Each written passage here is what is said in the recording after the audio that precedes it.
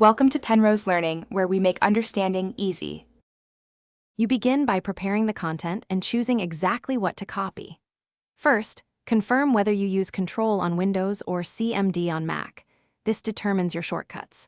Then place the insertion point and select text with Shift plus arrow keys for precision or click and drag when speed matters.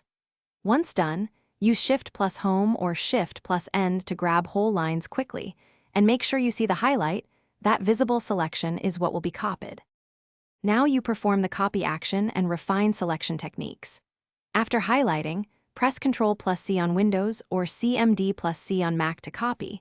You'll hear or see nothing, but the clipboard holds the data.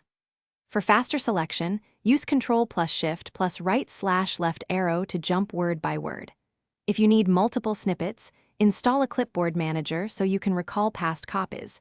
This helps when copying several items in sequence. Remember why. Copying stores data so you can paste it repeatedly without retyping.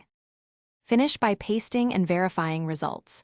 Move the cursor to the target and press Ctrl plus V on Windows or CMD plus V on Mac. The copied content appears where you place the cursor. If you need plain text, use Ctrl plus Shift plus V or a paste special command to strip formatting. Once done, review formatting and adjust. If things go wrong, for example copying seems to fail, restart the app or clear the clipboard history. This often resolves stale or locked clipboard entries quickly. Thanks for watching. If this was helpful, leave a like and consider subscribing. See you next time.